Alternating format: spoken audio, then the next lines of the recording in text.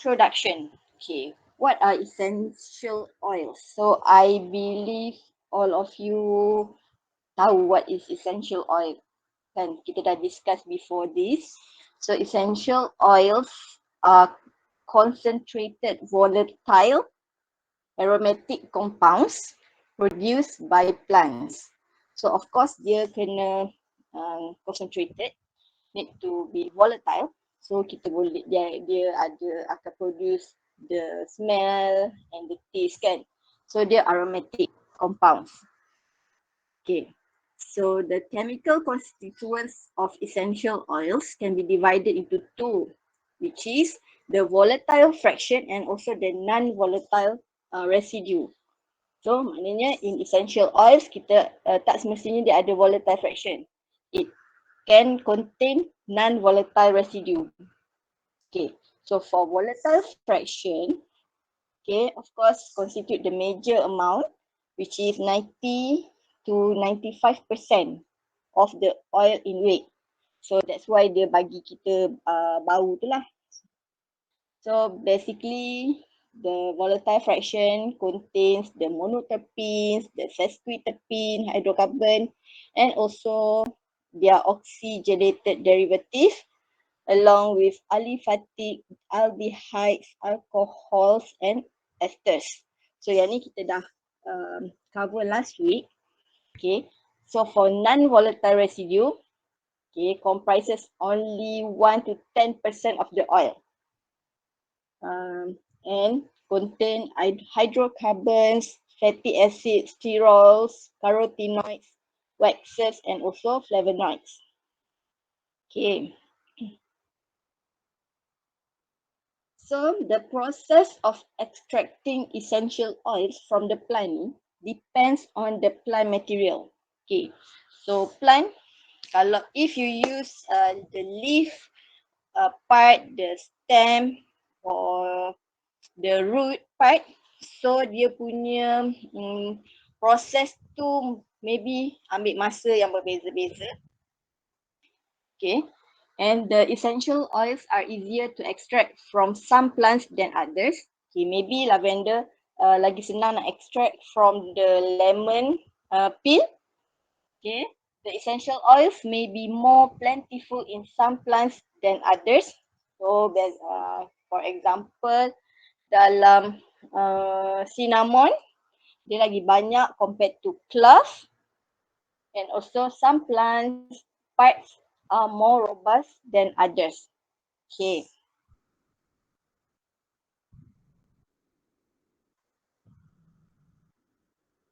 Okay. So now we move on to the extraction methods. There are several ways in which essential oils can be extracted. Okay, so it can be conventional extraction or green extraction technology. So the conventional ni guna cara yang conventional yang apa dulu kan, conventional method.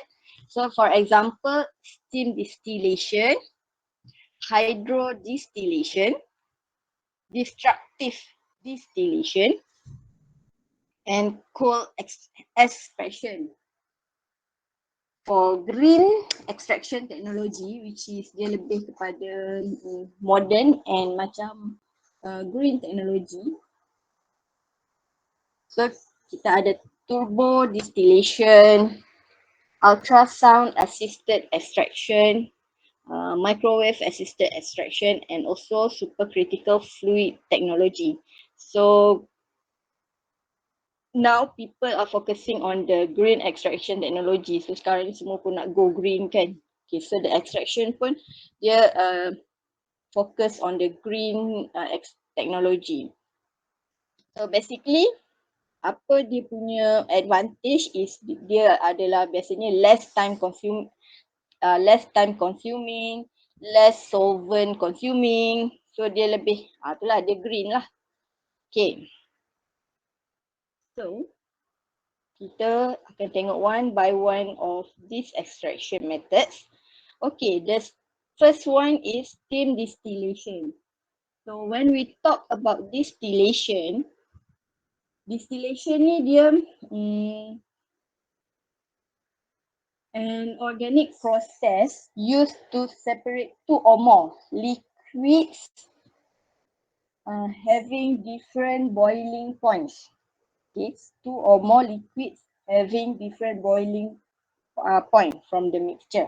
Okay, so the steam distillation is the oldest and more popular process of obtaining and separating oils. Okay, so this is the steam distillation process. Okay, so only suitable for those plants that are robust enough to withstand the heat and steam. Okay, so as you can see here, kita akan heatkan the plant material and dia akan produce steam. So essential oils are volatile. So certain plants cope better than others through this process. For example, in lavender, chamomile, tea tree and rosemary. Okay, so not all plants suitable to do steam distillation. Maksud dia maybe the yield, okay, kita obtain will be less if we use the steam distillation. Okay, kita boleh guna steam distillation tapi yield dia tu tak produktif. So it may not suitable to use steam distillation. Alright. Okay, so how does steam distillation work? Okay, before that you can see steam distillation, dia ada heat, dia ada plant samples, dia ada water. Okay, basically dia akan guna water, dia tak akan guna solvent. So kalau dia guna solvent, dia tak jadi steam distillation, dia akan jadi solvent extraction. Okay, so first of all, okay, the plant materials are crammed into a container. Okay, so we put the plant materials in the container. Okay, dan kita panaskan air. So the steam will penetrate the plant material and reaches the droplets of essential oils in the plant matter, turning them into a vapor. So imagine that kita panaskan air, so ada wap. So dia akan go through the plant material and produce a vapor. Okay, so there are two types of vapor arise, which is the water vapor and also the essential oil vapor. So bila dia dah steamkan dekat plant material ni ada dua. Either water or essential oils vapor. Alright, so these mixed vapors then are led to the condensing chamber. Ni condenser. Okay, so biasanya condenser ni dia sejuk. Okay, so the condensed vapors flow into a separating container. Kat sini separating container. And then the essential oils will float to the top of the flask and will then be tapped off. So imagine water dengan oil, of course oil kat atas. So dia akan dekat upper pipe and then there will be tapped off. So the heavier water will be sent around the system again to produce floral waters or hydrolytes. So dia akan, the system ni dia akan ni dia. Okay. So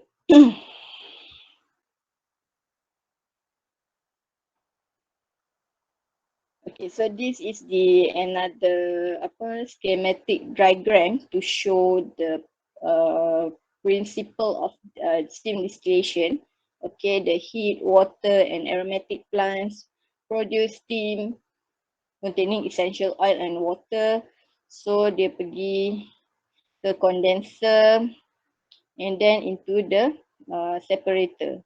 So separate the oil and the water. Okay. So for steam distillation, dia punya yang kita kena tahu dia menggunakan steam. Okay. So Okay, this is the YouTube link. Maybe you can watch later. Alright, the principles of steam distillation. So steam distillation ni nanti kita akan guna in our lab session in week 6 nanti. So when a mixture, okay, of two immiscible liquids is heated, okay, the essential oil and water immiscible is heated, each constituent independently exerts its own vapor. So dia akan produce their own vapor pressure as a function of temperature. Okay, due to the temperature tadi tu, steam. Apa yang kita panaskan tu. So consequently, the vapor pressure of the whole system increase.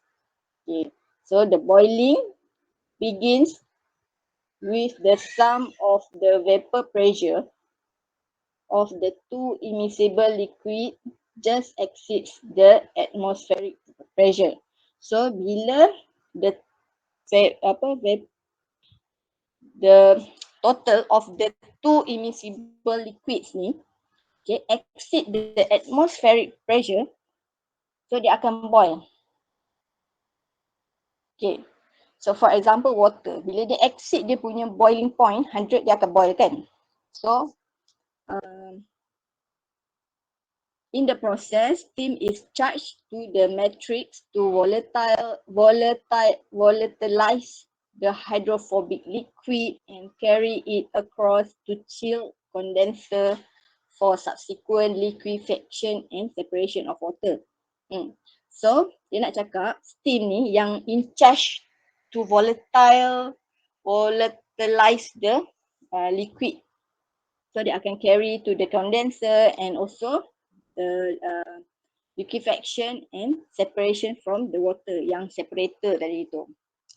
Okay, so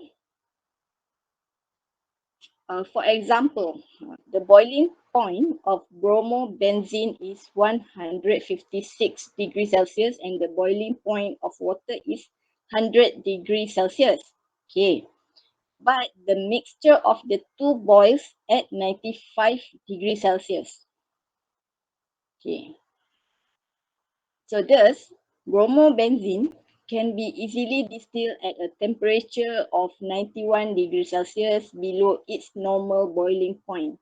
So this is based on the liquid air equilibrium. Okay, maksudnya kalau saya tak pasti you ada belajar ke belum. So bila when two liquid mix together, dia ada equilibrium dia sendiri. So daripada situ kita dapat the this temperature value lah. Okay, so the variation in temperature, pressure and distillation time are used to control the process. So the temperature, the pressure and distillation time, okay, 8 jam, 24 hours, okay. So kita guna untuk control the process. For example, untuk lab kita, okay, so the lab assistant dia akan buat dulu steam distillation ni earlier than lab kita. Sebab kalau kita buat on the same day, memang tak sempat siap. Sebab kita cuma ada 3 jam lab. So kita nak extract the essential oil ni, kita perlu maybe 8 hours, okay, to obtain the optimum yield lah.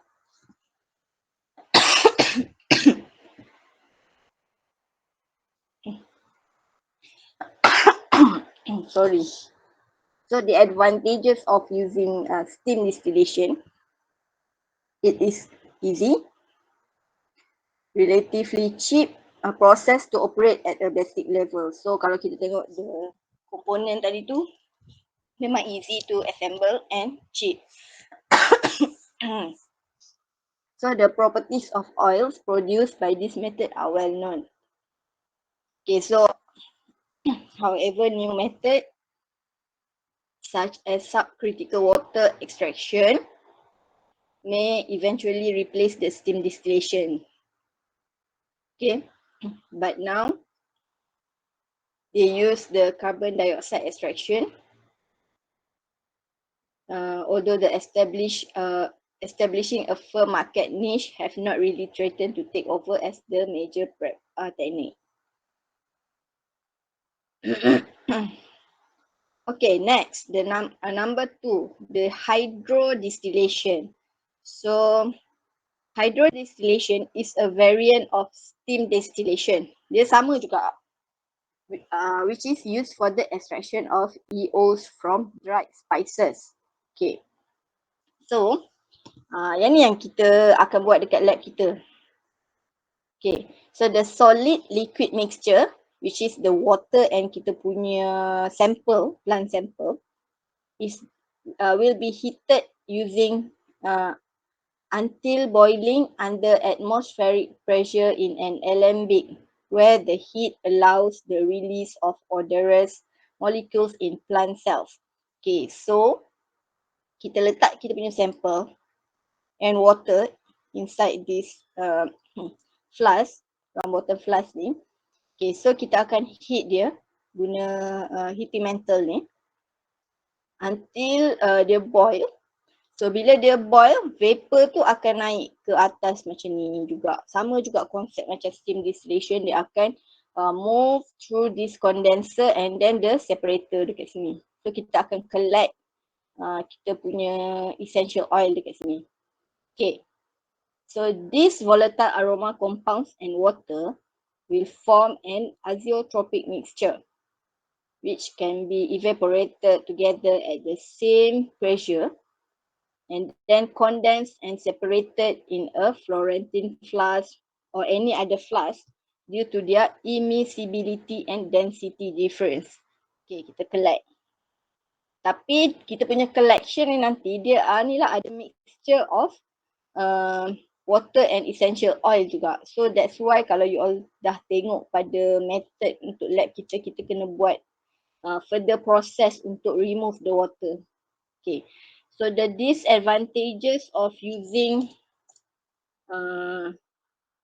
hydrodistillation is the recovered EOs are different from the original essence due to the long treatment duration. So sama juga yang ni masa saya belajar dulu, kita datang pukul 8 pagi sampai pukul 6 petang untuk obtain the essential oil ni. Okay. So, beza dia, kalau steam distillation, dia guna steam. Panaskan the plant sample. For hydro distillation, which is high water distillation, kita mix terus dengan water dekat dalam flask. Okay. So, itulah beza dia. Steam and hydro distillation. Okay, so this is just the schematic diagram of hydrodistillation. Okay, so I repeat again, kita ada heating mantle to heat the mixture of sample and water. Okay, so bila heat, dia dah achieve the boiling point. Okay, so the steam containing essential oil will go through this clavenger ni. Okay, the condenser here and kita akan collect dekat sini, collector. Okay. So, now the third one is the destructive distillation. So, nama dia pun destructive. So, dia akan destruct kita punya plant sample. Okay, the decomposition of a solid by heating it in a closed container and collecting the volatile constituents given off. So as you can see in the picture, so kita punya sample, kita heat ni in a closed container, okay. So dia akan heat, so dia produce vapor, so dia akan terus ke sini. Okay. So this technique is only applied on birch or kit. And the toughest part of these woods are exposed to dry distillation through a tar after undergoing a destructive process under intense heat. So dia ada proses lagi after the distillation process ni. Okay. So typical laterite and pyromatic oil is then obtained after condensation, decantation and also the separation. Sama juga. Okay, cuma dia uh, destructive. Okay. Next one is the cold expression. So some volatile oils are decomposed when subjected to heat. So they may be obtained by expression.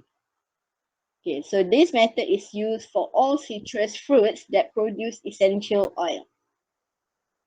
So the lemon peel, okay, in this example, kita guna lemon peel, is placed over the receiver, having holes in it, then a roller having small projections are rolled over it.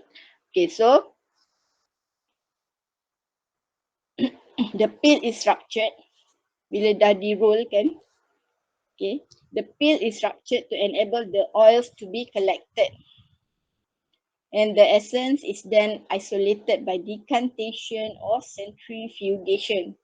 No heat or solvent used in this process. So dia just, that's why dia nama cold expression, because dia macam dilenyitkan.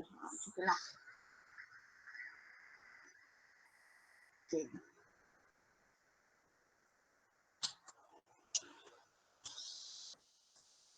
So decantation ni a process of for the separation of mixture. Of course dia ada mixture with water kan. So dia separation of mixture of immiscible liquids or of a liquid in and a solid mixture. Okay. So okay, now we move on to the green extraction technology. Okay, so first one is turbo distillation. Turbo distillation is the modification of hydro distillation. Okay, so nama pun turbo kan. So this technique is developed to reduce energy and water consumption during boiling and cooling. Okay, oh lupa. For your information, bila kita buat hydro distillation ataupun steam distillation, kita akan kena buka tap water ni, okay, supaya ada air dekat dalam condenser kita ni. Okay. So that's why bila guna turbo distillation, dia reduce water consumption. Okay. It is an alternative for extraction of essential oil from spices or woods which are relatively difficult to distill. And the turbo extraction allows a considerable agitation and mixing with a shearing and destructive effect on plant materials so as to shorten distillation time. So this dalam ni, tank ni, dia ada agitation, dia ada mixing and so on. So that's why dia shorten the distillation time. Okay, besides an eco evaporator could be added with aspect of the recovery and the reuse of transferred energy during condensation for heating water to steam. Okay. Next one is ultrasound assisted extraction. Okay, so yang ni, basically kita guna ultrasound machine. Kalau you all, saya tak pasti you all pernah guna ke belum, dia ada bunyi yang macam apa kan, kalau kita pergi klinik gigi kan, dia ada bunyi macam ni, dia nak cuci, untuk cuci dia punya apparatus ke apa kan. Okay, so for ultrasonic extraction, okay, the powerful ultrasound waves are coupled into the plant solvent mixture so that acoustic cavitation occur. Okay, so inside this flask ada kita punya sample and water. Okay. Ataupun any other solvent. So kita akan onkan ultrasound machine ni. So dia akan ada ultrasound wave. So pass through kita punya flask ni. Okay. So produce cavitation. Okay. So the ultrasound assisted extraction has developed to higher extraction yields.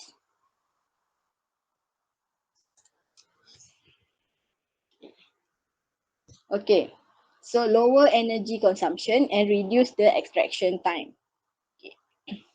Kalau kita guna method secara rendam, okay, kita just rendam kita punya plant extract, so dia akan guna masa yang lama untuk extract keluar all the essential oils. So bila kita guna ultrasound assisted extraction ni, okay, dia ada ultrasonic wave ni yang akan bantu untuk produce cavitation ni, dan akan macam bila ada wave ni dia akan keluarkan the components quickly lah.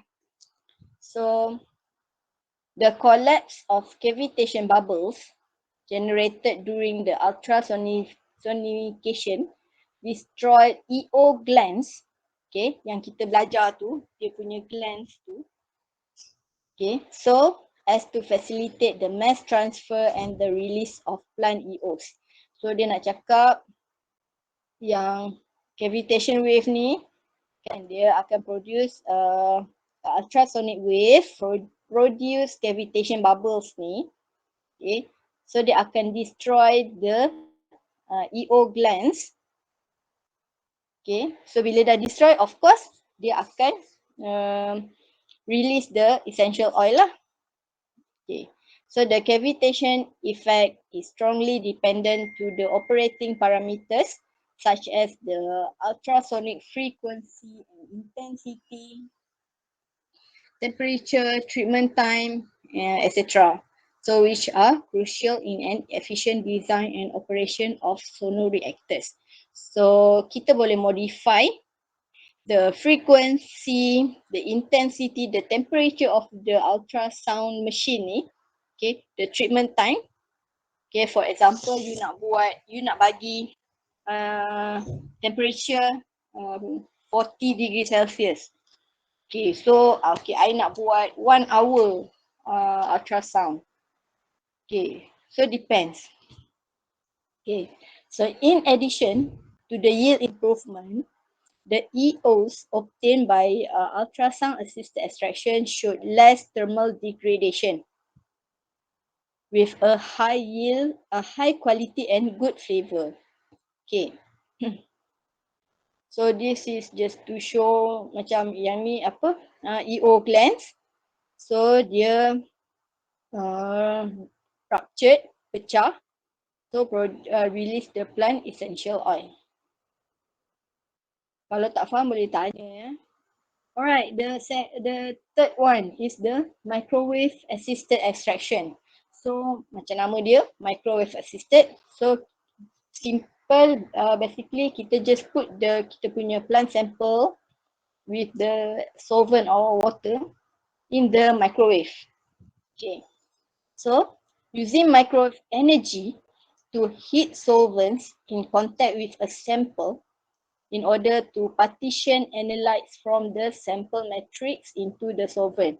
Okay, maksudnya kita gunakan microwave energy untuk panaskan solvent yang dalam ni. Okay, so that the analytes or the compounds from the plant sample ni will come out into the solvent. Okay, the advantage of using the microwave assisted extraction is it is able to rapidly heat the sample solvent mixture.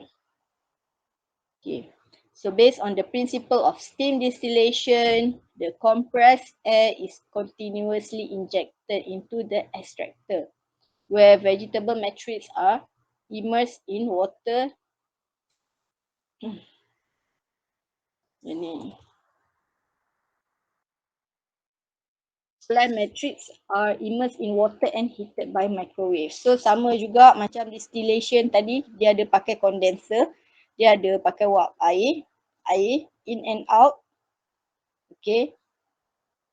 So the water and essential oils are condensed and separated outside the microwave reactor. Okay, so sama juga prinsip dia, dia panaskan then produce steam. Okay, go into the condenser kat sini atas ni and then separated. Okay. Next, the supercritical fluid extraction. This is the SFE kita panggil machine. Okay, so the plant material is placed in an extractor. Okay, kita place in the extractor. Then kita bagi flow of supercritical carbon dioxide. So kita tutup, kita bagi carbon dioxide. Okay. So in the supercritical state, okay, maybe above 74 bar or and 31 degrees Celsius, the carbon dioxide, okay, which is characterized as lipophilic solvent, okay, with the high diffusivity, okay, give a good capacity for diffusion and a high density ranging from gas light to liquid light. Okay, and those the capacity of transport and major extraction. So kita guna carbon dioxide to extract the essential oil. Okay, dia ada fluid juga. So the fluids carrying extract pass through the gas phase, okay, yang CO2 ni, gas, and the extracts are then separated and collected in the separator. And this method is inexpensive, carbon dioxide, non-toxic, high diffusion, rapid, selective, and no denaturation of sensitive molecules. So tak merosakkan molecules yang sensitif. Okay. I think, okay, that's all for extraction. So ada which part yang tak faham before kita move into the identification part?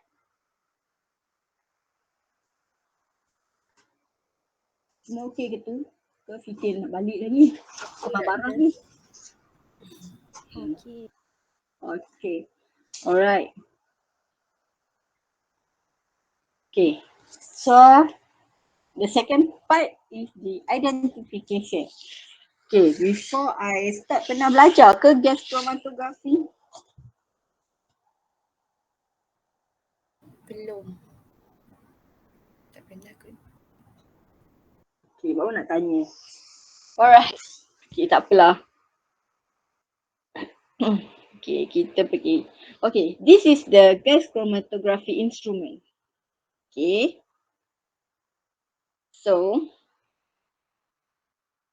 gas chromatography is a chromatographic technique for the separation of volatile organic compounds from the mixture.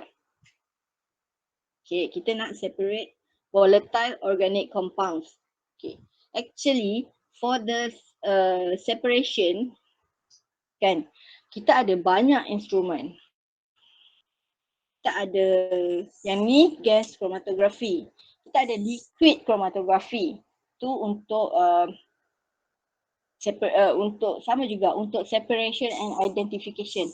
Kita ada high performance liquid chromatography and so on. Okay, so for volatile organic compounds, kita guna gas chromatography.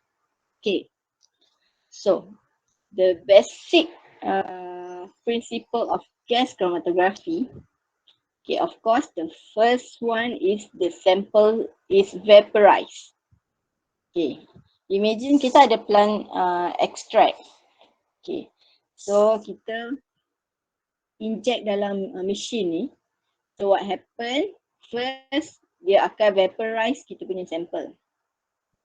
Then injected onto the column and transport through the column by a gaseous mobile phase known as carrier gas. So dia guna gas as mobile phase. That's why nama dia gas chromatography. Okay. So the compounds in gas chromatography are separated based on their differences in their partitioning behavior between the mobile gas phase and the stationary phase. Okay. So the gas chromatography or GC, okay, is applicable only to the volatile substances or compounds made volatile after derivatization. Okay, maksudnya of course for gas chromatography kita kena guna volatile substances. Okay, but if you have a non-volatile compounds, for example, apa nama itu?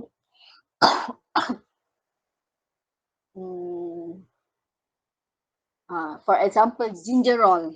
Okay, so dia non-volatile. So, kita boleh detect juga pakai GCMS.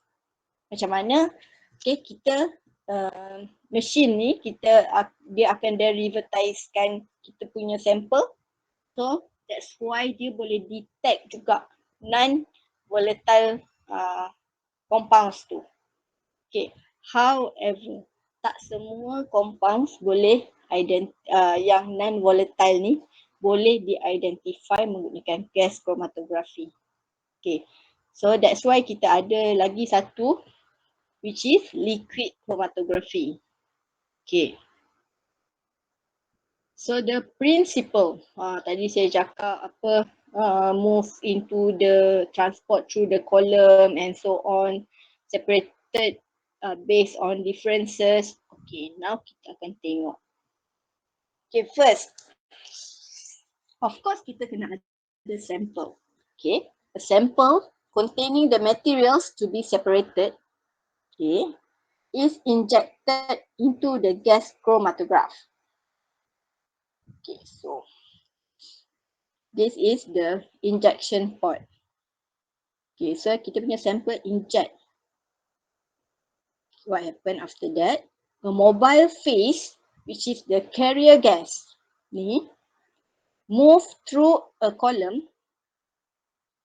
This is the column that contains a wall-coated or granular solid-coated stationary phase. So this is the wall-coated, dia punya dinding kolom ni, dia coated. Okay. So as the carrier gas flows through the column, okay, sample inject, gas pun masuk. So both of them akan move through this column. The components of the sample come in contact with the stationary phase. Okay, you can see here dia ada dia in contact with the stationary phase in the column. Okay, so macam mana dia punya separation? The different components of the sample have different affinities for the stationary phase. Okay, so which results in differential migration of solute, thus leading to the separation.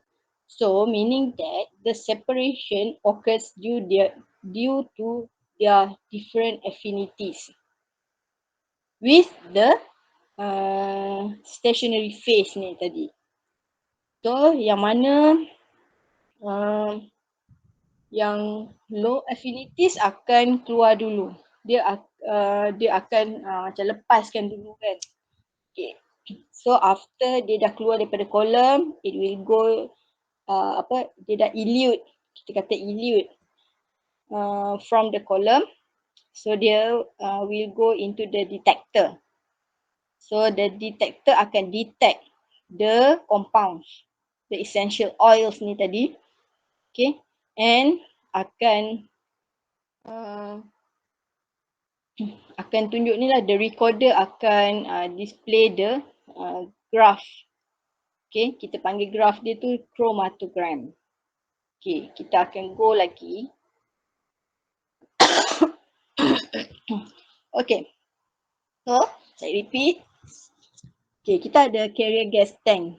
Okay, to provide a gas, which is act as mobile phase.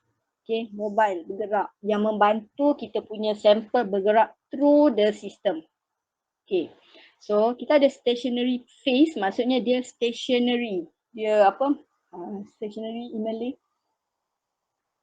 Dia dekat sini je, so dia tak move. Okay, so the carrier gas is the mobile phase. Okay, so dia ada pressure regulator, ada flow controller to control the flow. Okay, the sample injection port yang tadi.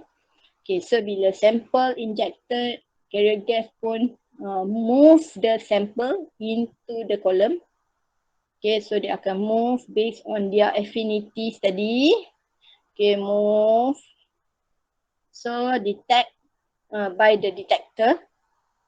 Okay, and then go to the a processor signal to produce signal. Okay. So the instrumentation in gas chromatography ada carrier gas which act as mobile phase, flow regulators tadi, the sample introduction system, column containing liquid stationary phase, ada thermostat control oven, okay, di mana letaknya column and detectors and also recorders. Okay, we will go through one by one. Okay, a carrier gas. Carrier gas is the mobile phase gas in the gas chromatography. Okay, so kalau saya tanya in exam, tapi biasa kalau dah cakap macam ni tak tanya. Mobile phase for gas chromatography. Okay, you pun sebut gas. Tapi kalau macam tak ingat kan, okay, I nak you tulis liquid. So itu bukan gas chromatography, itu adalah liquid chromatography. Okay. So the common gases are helium, argon, nitrogen and also hydrogen. So the properties of the carrier gas must be chemically inert, high purity, filters to remove water, hydrocarbons, and also constant flow rate. So through the process, okay, the flow rate must be constant. And the carrier gas choice depends on the type of detector. For example, the FID detector uses helium. Okay.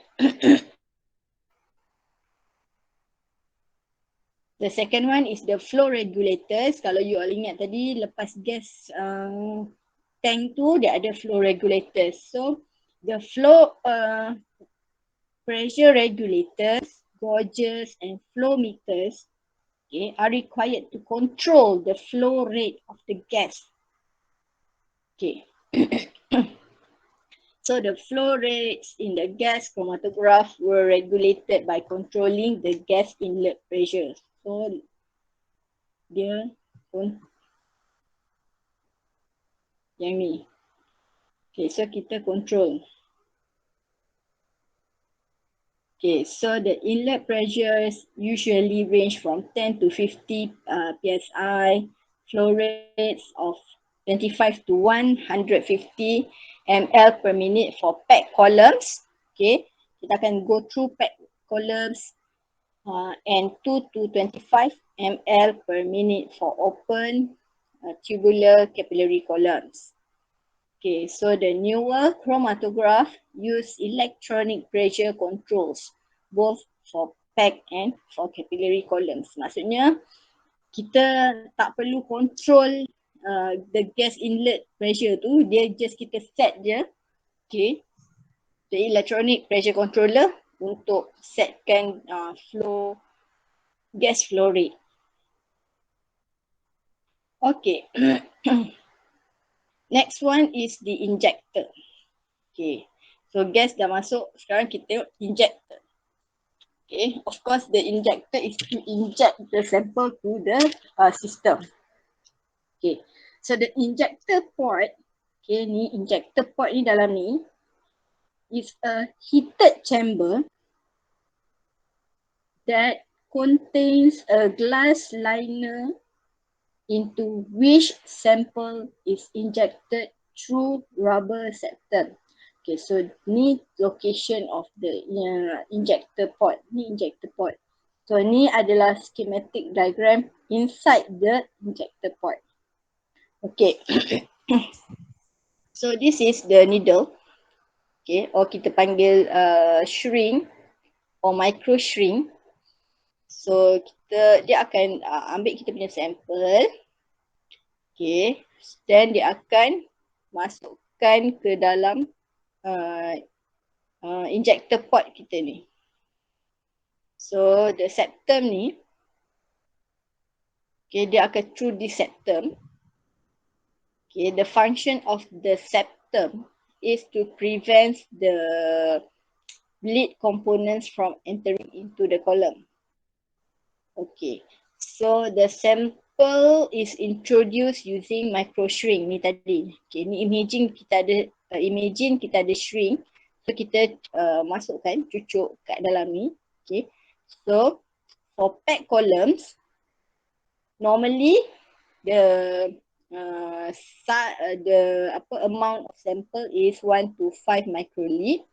And for capillary columns is 0.5 to 0.5 microliter. Okay, you all kena ingat packed columns, capillary columns, nanti kita akan tengok lepas ni. So, okay, so bila dia inject masuk dalam ni, so the sample vaporize to form a mixture of carrier gas and vaporized solutes. Okay, so macam tadi kita ada gas masuk, sampel masuk, so dia akan vaporize the sample, kita punya liquid sample tadi tu. Okay, so akan form a mixture of carrier gas and vaporized solute. Okay, so after that baru dia akan pergi ke column. Okay, low injection or oversized samples will cause the band spreading or poor resolution. For example, okay, capillary columns. Okay, 0.5 microliter tapi tak cukup sampel lah. So kita nak masukkan 0.1 microliter je lah. Okay, so nanti result of your chromatogram tu dia jadi macam kita kata tak cantik. Okay, because of the band spreading and poor resolution. Or kita ada banyak sampel, tak cukup lah 0.5, kita nak letak satu microliter pun sama. Dia akan affect the chromatogram and also the resolution sebab dia terlalu banyak. Okay, so the column configuration. Okay, column is one of the important part of GC which decides the separation. Okay, so macam saya cakap tadi, okay, as I mentioned previously, the column ni yang plays an important part in the separation of kita punya plant sample. Okay, there are two general types of column, which is packed column and capillary or open tubular column. Okay, for packed column, this is the packed column. Okay, so as you can see, the column ni dia pack dengan particles. Okay, so the column materials are made of glass, stainless or Teflon. So this is the how the packed columns looks like.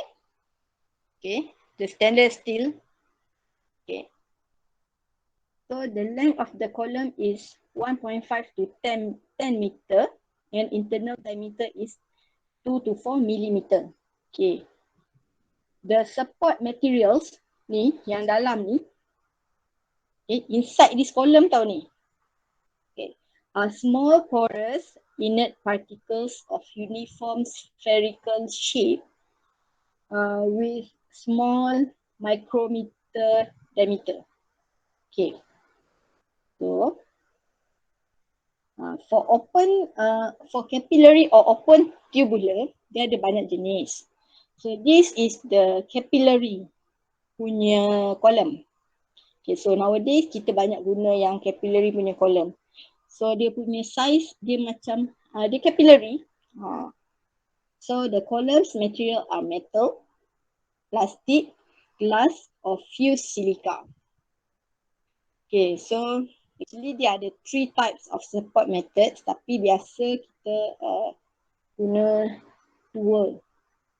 So wall coated open tubular, okay, consists of a capillary tube whose walls are coated with liquid stationary phase, WCOT. Okay, so WCOT ni kita punya capillary ni. Okay, so keratan rentas gini. Okay, kita boleh tengok yang dia coated with liquid stationary phase, the blue color. Okay, so for SCOT, support coated, okay, dia the inner wall is lined with a thin layer of support material, okay, known as diatomaceous earth, okay, onto which the liquid stationary phase is absorbed. Okay, so SCOT. So dia coated with porous solid support coated with stationary phase. So dia ada solid support, okay, and also the stationary phase, liquid stationary phase. Okay, so the SCOT columns are less efficient than WCOT columns. Okay, maybe due to the ni lah coated, dia punya porous solid coated ni. And both types are more efficient than packed column. Of course sebab yang packed column dia punya coated dia penuh. Dekat dalam kolom tu coated dia penuh. But for capillary, dia just dekat tepi lining dia je. Okay, so the other one. Okay, this is the under the WCOT. Okay, wall coated open tubular. The fused silica. So for fused silica, FSOT, open tubular, they have much thinner walls than glass capillary column. Okay, so kita ada kita punya column, dia ada fused silica and ada stationary phase. So the strength is given by the polyamide coating and they are flexible and wound into coils, and the advantages are more physical strength, flexibility and low reactivity. Okay, so the size dia sebenarnya size ni dia macam kecil, dia macam benang tapi dia made of metal, plastic, glass or fused silica. So imagine kita punya sample go through this column. Okay, so this is just to show you the difference of different type of column. So this one is fused silica, wall coating. This one is the wall coating only. This one is the support coating. And this one is the pack column. Okay, as you can see, okay, for FSWC 10 to 1000 meter. Okay, dia sama juga. Okay, but for pack column, because dia stainless steel, so the length can be 1 to 6 meter. So the inner diameter, okay, the FSWC showed the small inner diameter compared to the pack column. Okay, the efficiency you can see here, the FSWC more efficient compared to the others. Okay. However, for sample size, okay, for packed column, okay, you can inject 10 to 10 over 6 nanogram compared to the others. Okay, so the pressure, the packed column need high pressure. Okay, the others low pressure. The speed, okay, packed column very slow. Okay, sebab dia punya particle inside the column tu full. Okay, and inertness, pack is the poorest one and FSWC is the best one. Okay, so from this table, we can see that the advantage of capillary columns ni, okay, they contain higher resolution, shorter time analysis, great sensitivity. Okay. So the disadvantages of capillary column. Okay. Small sample size compared to packed column ni. Okay. And need better experience to conduct the capillary columns sebab dia sangat fragile. Okay, so next one is the thermostatically controlled oven. Okay, so the partitioning behavior is dependent on oven temperature. Okay, so kalau oven temperature dia tak sesuai, maybe the partitioning or separation process tu dia tak orang kata macam saya dulu kata tak cantik, tak jadi. Kita takkan nampak the chromatogram tu cantik macam tu. So the optimum column temperature depends on boiling point of the sample. So kita kena tahu kita punya sample, the boiling point of the sample. Okay, so there are two types of temperature programming. Two types of programming. The first one is isothermal, meaning that running at the same oven temperature. So for example, for 30 minutes analysis tu, okay, the temperature sama je. Okay. If the temperature increase gradually over time, okay, kita akan naikkan suhu, itu that is temperature programming. Okay. The gradient illusion, okay, this one, yang gradient ni, dia increase the temperature gradually ni, separates high boiling point components with a wide range of boiling points. That's why kita guna temperature programming. And minimal temperatures give good resolution but increase illusion time. Okay, so for example, kita guna the minimal temperature of the sample. Kita akan dapat good resolution, good chromatogram. But the illusion times tu dia akan jadi panjang sebab temperature dia minimum, rendah je. So instead of analysis you finish in 30 minutes, maybe in 1 hour ke, kan, sebab kita use the minimal temperature. Okay, so after the oven, kita go to the detector. Okay, so for detectors, okay, it detect and quantify the components eluted from the column. They detect what components from the column. So thus the time at which each component reach the outlet, the amount of that components can be determined. And the detectors produce response proportional to components that is separated by column. Meaning that kalau column tu keluarkan A dulu, dia elute A dulu, so the detectors detect A first. So after that B, then the detectors detect B. Okay, there are many different types of detectors. Okay, so I just write a few.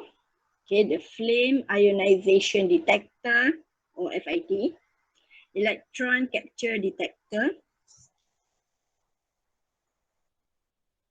ELD, flame photometric detector, thermal conductivity detector, and photoionization detector. So the characteristic of a good detector. Okay. Before that, of course, different detector dia suitable for different components. Okay, the characteristic of a good detector. Of course, dia kena sensitive to the sample. Kalau tak sensitif, macam mana dia nak detect the sample? Good stability and reproducibility. So dia ada temperature range from room temperature to at least 400 degrees Celsius. Rapid response time. Kalau response time dia slow, so dia akan nanti detect not a good detector lah. Dia akan detect kita punya peak tu lambat. So high reliability and easy of use, stable of course, and predictable response, and also non-destructive of sample. Okay. Okay. This is just to show you this table, just to show you the gas chromatographic detectors and the applicable samples and the typical detection limits. Okay. So for example, flame ionization. Flame ionization is the most common detectors used in GCMS, in GC. Okay. So flame ionization can detect hydrocarbons. Okay. For thermal conductivity is a universal detector. Electron capture detect halogenated compounds. Mass spectrometer tunable for any species and so on. Okay. So ni yang saya kata different detector dia akan detect different compounds. Okay. Okay. Now I focus on the flame ionization detector, the FID. Okay, because it is the most widely used and generally applicable detector in GC, gas chromatography. Okay, so how it works, okay, the effluent from the column, okay, detector, kalau you all ingat the schematic diagram, from the column, dia akan move to the detector.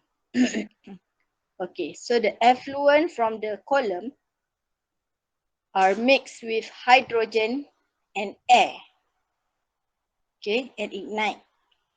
And then the compounds are detected by monitoring the current, okay, produced by collecting the ions and electron.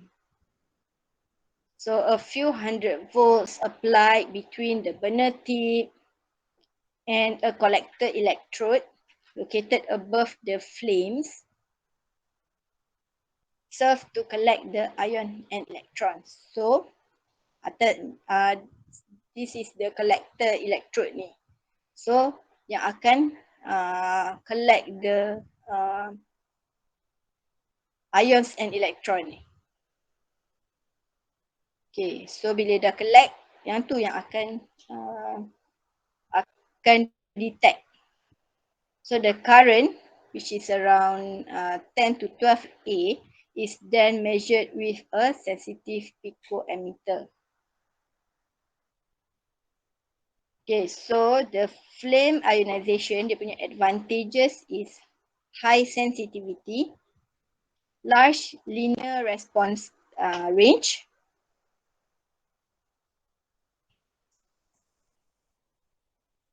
low noise, and generally rough and easy to use.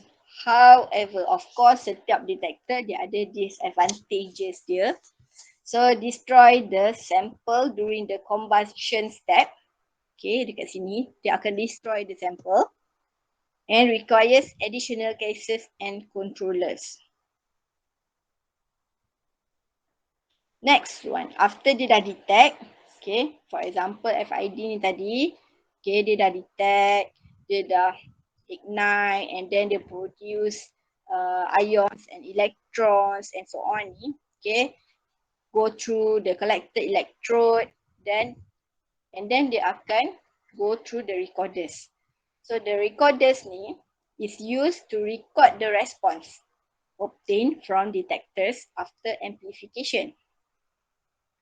So what they record baseline and all peaks obtained with respect to time. So this is the chromatogram. Kita panggil chromatogram of GC. What is chromatogram? Chromatogram is the visual output of the chromatograph. So bila kita dapat, kita akan panggil dia chromatogram. And different peaks or pattern on the chromatogram correspond to different components of the separated mixture. Okay, so for example yang ni, this one is compound 1, this one is compound 2. So kalau dia ada peak lagi compound 3, compound 4. Okay, so what is TR? TR kita panggil retention time. Masa, retention time, which is the time elapsed from the sample introduction to the detection of the peak. Okay, for example, kalau dekat sini dia detect at 5 minutes, so ni adalah 5 minutes. The retention time is 5 minutes. Okay, so TM, yang ni is the time required for the mobile phase to pass through the column. Yang ni bukan compound. This is the mobile phase.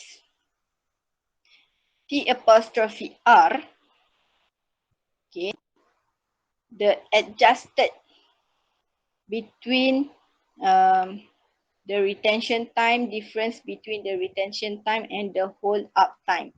So ni, hold up time ni yang ni, TM ni, yang ni compound. So this is T apostrophe R and W is the peak width. Dia punya width lah. Okay, so nanti yang ni kita akan tengok next week. Okay, untuk lebih faham. Alright, so this is the example of typical GC MS chromatogram of essential oil from Menta arvensis summer sample. Okay, so from mean. Okay, so this is the peak. Okay, so ada banyak compound detect. Okay, you can see here. Okay, so and from this figure, you can see that menthol is the major compound. Because, okay, we can see from the width, dia punya lebar ni, dan, okay.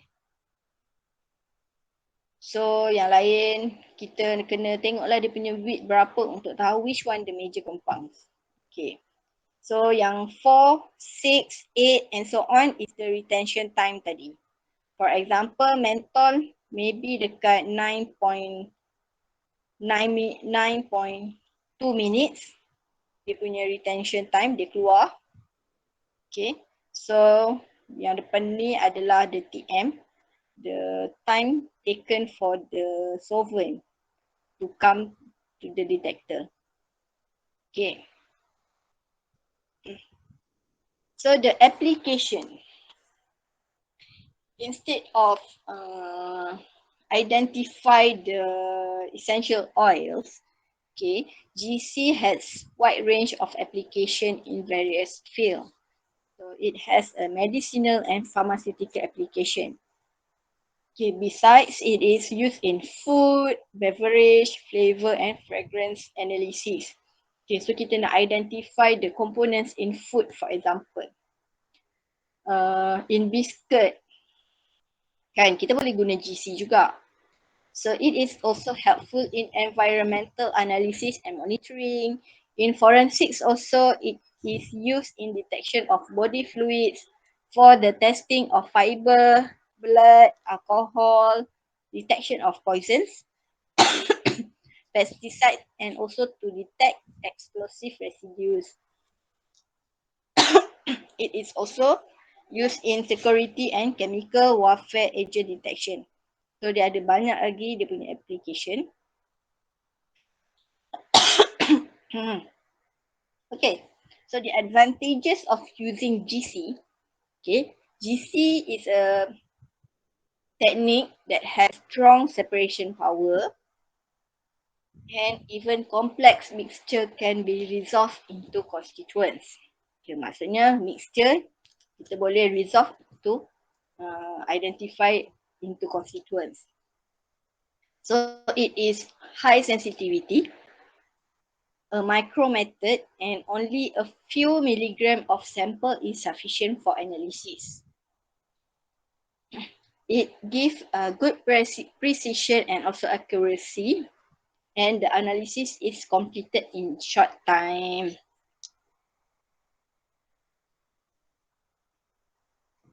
Okay, that's all.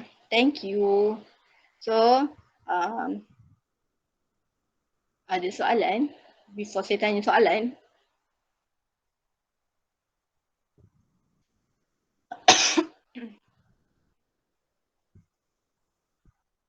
any questions? Ke semua dah tidur? Doktor, Yep.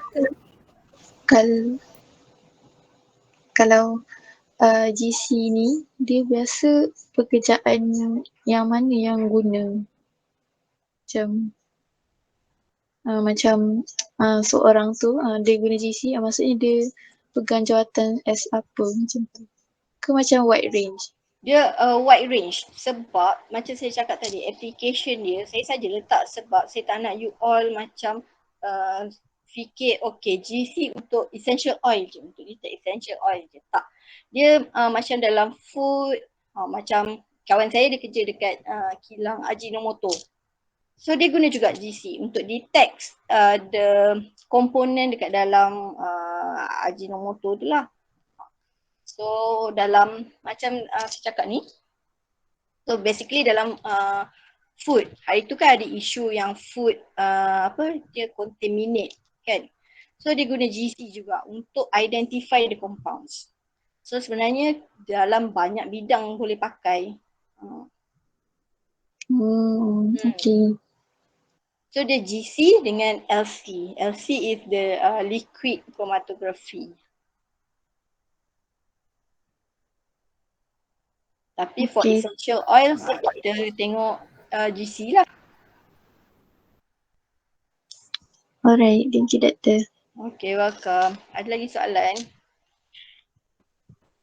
Doktor, yang detector tu kan dia ada specific detector boleh guna apa untuk detect certain komponen. Lepas tu detector tu boleh tukar-tukar untuk satu apa mesin tu ke dia kena beli every tu? Faham ke? Dia sebab dia dah built in tau. Dia dah jadi biasanya tapi saya tak pastilah pula kalau kita boleh keluarkan detektor tu untuk ganti yang lain sebab dia letak detektor ni dalam oven. So oven dengan kolom, so dia memang dah datang dengan as a package macam tu. So nak dapat satu GC pun mahal.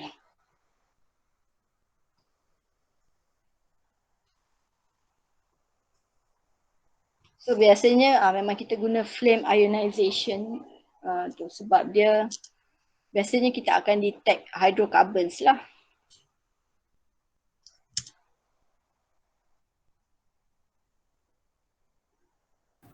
Okay Doktor. Okay. Ada lagi?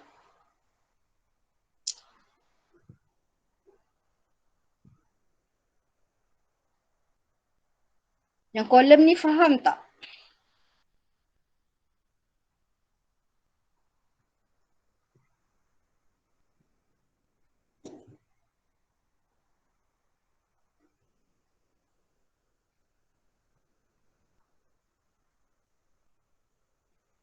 Alright, tak ada soalan. Kot, saya assume semua dah fikir nak balik, nak buka puasa dengan mak ayah kan. Alright. Sekejap, saya stop dulu. So next week,